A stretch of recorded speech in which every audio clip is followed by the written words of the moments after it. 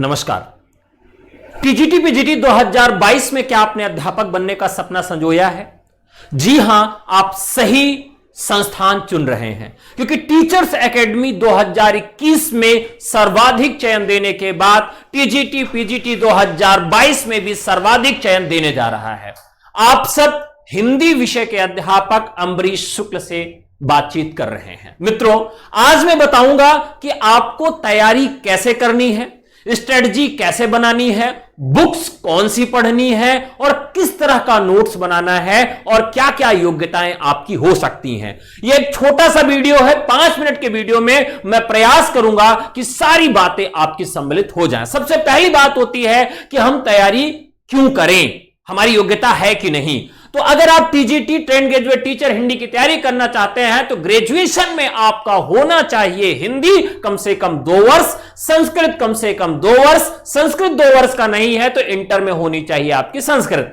यदि आप पीजीटी की तैयारी करना चाह रहे हैं हिंदी की, तो ग्रेजुएशन में होनी चाहिए हिंदी कम से कम 2 वर्ष, पीजी होना चाहिए कम से कम 2 वर्ष और संस्कृत भी होनी चाहिए आपकी ग्रेजुएशन में। और ग्रेजुएशन में अगर आपकी संस्कृत नहीं है और पीजी से आप संस्कृत हैं, तब भी आप पीजीटी हिंदी का फॉर्म भर सकते हैं।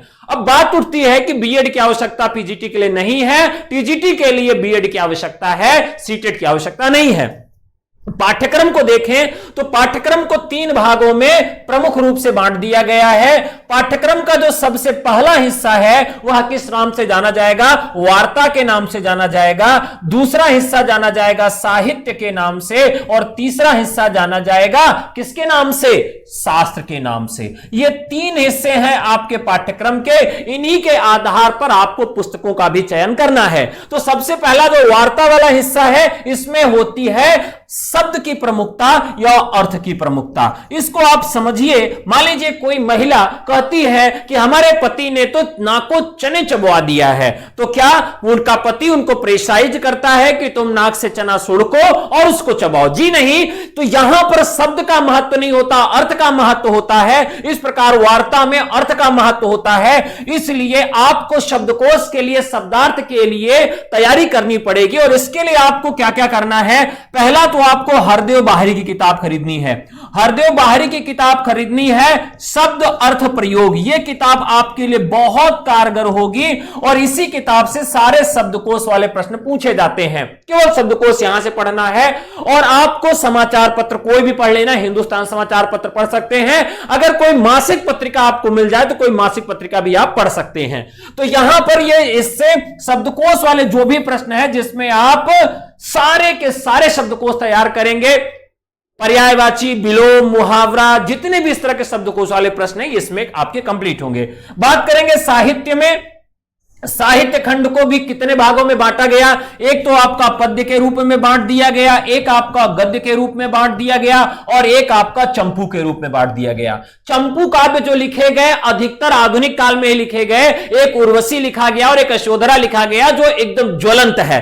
तो मित्रों, एक चंपू काव्य लिखा गया, बाकी गद्य और पद्य लिखा गया। गद्य और पद्य के लिए भी आपको अलग अलग पुस्तकें खरीद के पढ़नी पड़ेंगी। अब बता दो कि हर काल के हिसाब से कौन कौन सी पुस्तकें आपको पढ़नी चाहिए। तो साहित्य में अगर आप बात करें गद्य की, तो कौन सी पुस्तक आपको पढ़नी है? रामचंद्र तिवारी की पुस्तक पढ़नी है गद्य के लिए।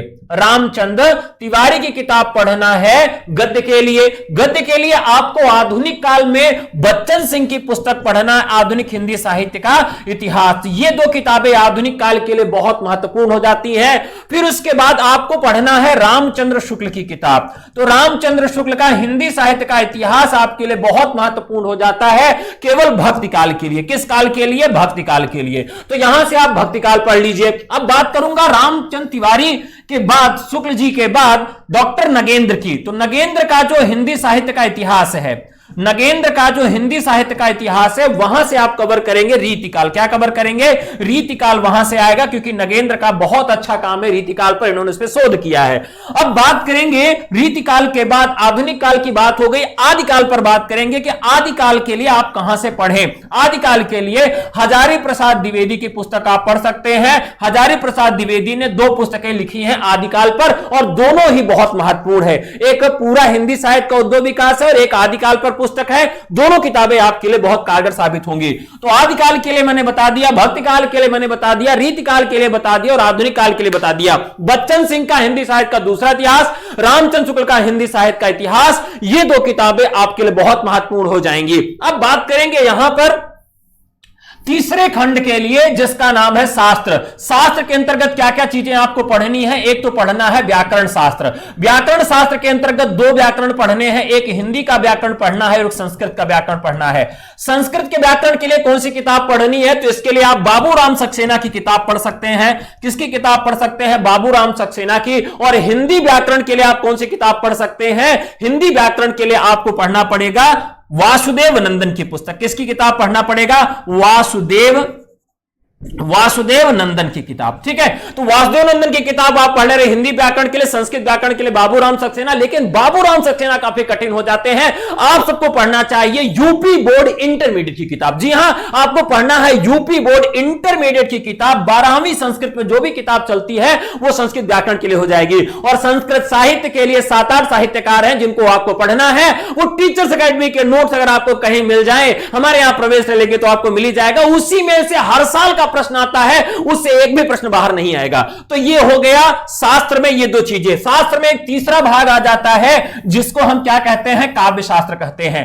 तो काव्य शास्त्र के लिए आपको क्या पढ़ना है? काव्य शास्त्र के लिए डॉक्टर निशा अग्रवाल की पुस्तक बहुत अच्छी है और इसी किताब से आपका पूरा काम हो जाएगा। तो डॉक्टर निशा अग्रवाल को आप पढ़ सकते हैं भारतीय काव्य शास्त्र के लिए। इसमें एक और खंड बसता है जिसका नाम है आलोचना शास्त्र। देखिए, आलोचना से संबंधित पाठ्यक्रम आपके न तो टीजीटी में दिया गया, ना पीजीटी में दिया गया है, लेकिन इससे लगभग 25 से 30 प्रश्न पूछे जा रहे हैं। तो आलोचना भी आपको पढ़ना है और आलोचना के लिए बहुत सारी किताबें हैं। तो नंदुलारे वाजपेयी की पुस्तक आप पढ़ सकते हैं, रामचंद्र शुक्ल की पुस्तकें पढ़ सकते हैं, बच्चन सिंह का इतिहास पढ़ सकते हैं, लेकिन कोई एक किताब नहीं है जिससे सारी आलोचना आप पढ़ सके। इसके लिए आपको सभी इतिहास पढ़ने पड़ेंगे, तब जाके आलोचना की विकसित स्थिति आपके पास होगी। क्योंकि कथन कारक, कथन स्थापना तर्क से संबंधित लगभग 25 प्रश्न आपके यहां पूछे जाएंगे। और इसी संबंधित जो पंक्तियां पूछी जाती है काव्य की, कौन सी पंक्ति किस कविता से ली गई है, किस कवि के द्वारा लिखी गई है, पंक्तियां और स्टेटमेंट किसके द्वारा कहा गया, यह भी आपसे पूछा जाएगा। और यह भी आपका लगभग 10 से 15 प्रश्न पूछा जाएगा। तो मित्रों, आप चाहते हैं कि अगर टीजीटी पीजीटी 2022 में आपकी एक सीट सुनिश्चित हो तो ये सारी किताबें पढ़कर नोट्स बना के आप तैयारी कर सकते हैं। लेकिन सच बात यह है कि सारी किताबें पढ़कर नोट्स बनाने में आपको समय लग जाएगा कम से कम 1 साल। अगर आप चाहते हैं कि इन सब से सारगर्भित नोट्स, टेस्ट सीरीज नोट्स आपको मिल जाए, तो आप ये काम कम से कम 4 से 6 घंटे पढ़ाई करके कर सकते हैं। लेकिन अगर आपको अपने से यह काम करना होगा तो कम से कम 12 घंटे की तैयारी करनी पड़ेगी। कितने? 12 महीने। क्योंकि हमने इसमें जो भी अनुभव अपना दिया है, मेरे अनुभव से आप इसमें टोटल घंटे भी कम कर लेंगे और टोटल ईयर भी कम कर लेंगे। तो आप सब निश्चित तौर पर हिंदी की तैयारी के लिए टीचर्स अकेडमी से जुड़े।